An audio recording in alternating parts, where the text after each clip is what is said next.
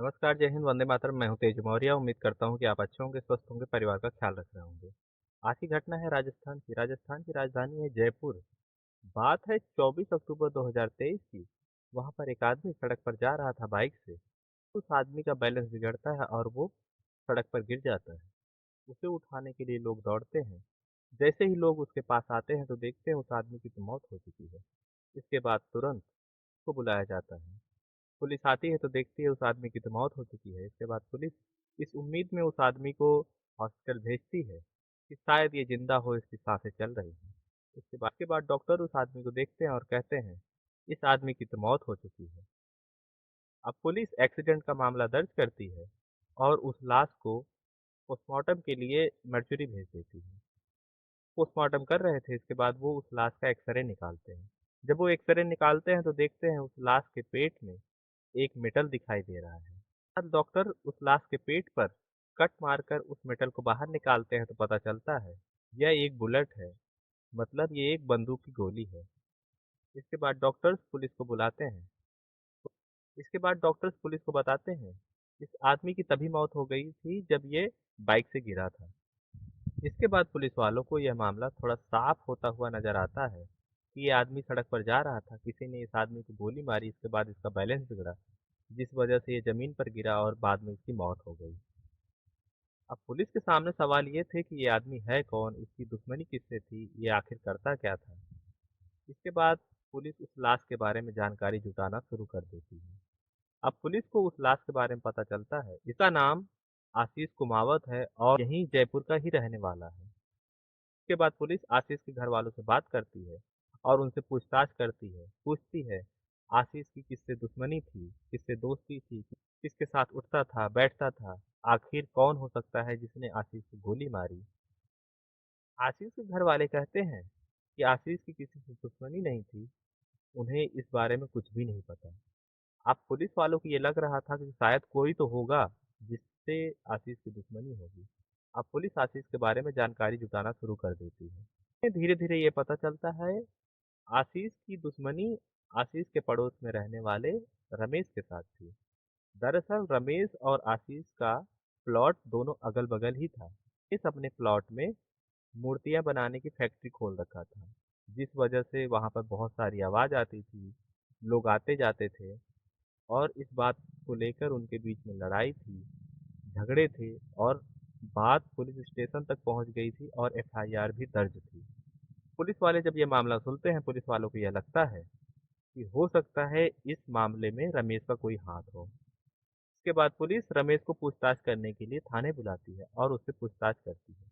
रमेश थाने आता है और कहता है दुनिया में बहुत सारे पड़ोसी हैं जिनके बीच में लड़ाई है, झगड़े हैं, लेकिन क्या वो एक दूसरे का कत्ल कर देते हैं?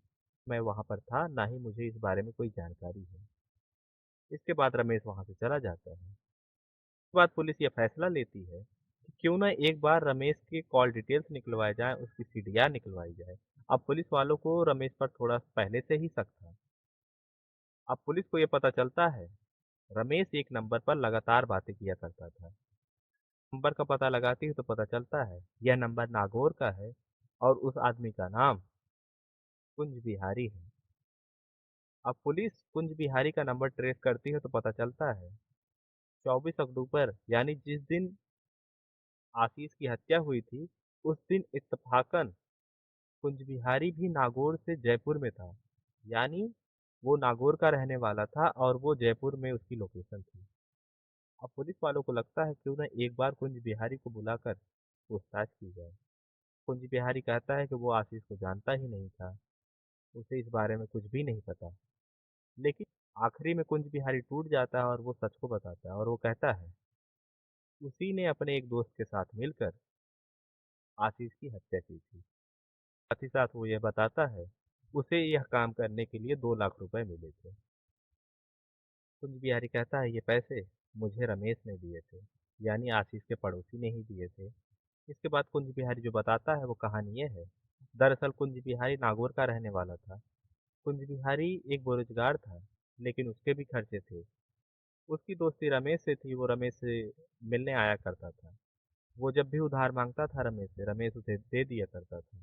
धीरे धीरे समय बीतता है। एक दिन रमेश अपने पैसे मांगता है। कुंज बिहारी कोई काम नहीं करता था, उसके पास पैसे थे नहीं।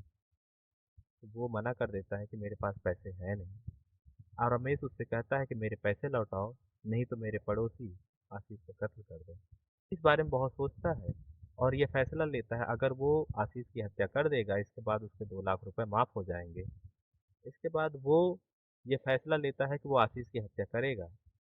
अब कुंज बिहारी अपने एक दोस्त के साथ मिलकर एक प्लान बनाता है। वो 6 महीने तक आशीष की रेकी करता है और वो यह देखता है आशीष कब आता है, कब जाता है।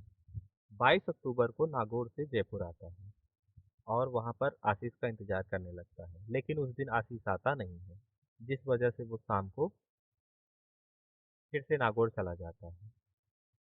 फिर से वो 24 अक्टूबर को लौट के आता है और सुबह आशीष का इंतजार करने लगता है। जैसे ही आशीष आता है, इसके बाद वो तुरंत उसे गोली मारता है और वहाँ से अपने दोस्त के साथ भाग जाता है।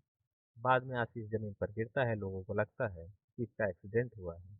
पुलिस जब ये मामला पूरा सुनती है, इसके बाद पुलिस कुंज बिहारी के उस दोस्त को गिरफ्तार करती है और रमेश को गिरफ्तार करती है और इनके ऊपर आशीष के कत्ल करने के इल्जाम में कई धाराओं में मुकदमा दर्ज करती है और इनसे अभी पूछताछ करना जारी रखती है।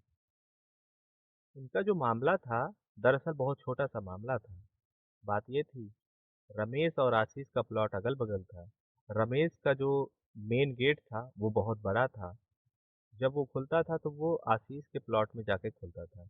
इस बात को लेकर इन दोनों के बीच में लड़ाई हुआ करती थी। लड़ाई झगड़े, यहाँ तक कि एफआईआर हुई। बाद में रमेश ने उसका कत्ल करवा दिया। आजकल टेक्नोलॉजी का ज़माना है। अगर रमेश चाहता तो एक शटर लगवा सकता था या ऐसा गेट लगवाता जिससे वो उसी के प्लॉट में खुल जाता। लेकिन रमेश ने ऐसा नहीं किया, बल्कि उसने जुर्म का रास्ता चुना और अपने पड़ोसी की ही हत्या करवा दी। बाकी पुलिस ने बहुत ही सराहनीय काम किया और उसने सही कातिलों को पकड़ा और उन्हें सजा दिलाने के लिए उनके ऊपर कानूनी कार्रवाई कर रही है। बाकी आपको मिलते हैं किसी नए वीडियो के साथ। तब तक के लिए नमस्कार, जय हिंद, वंदे मातरम।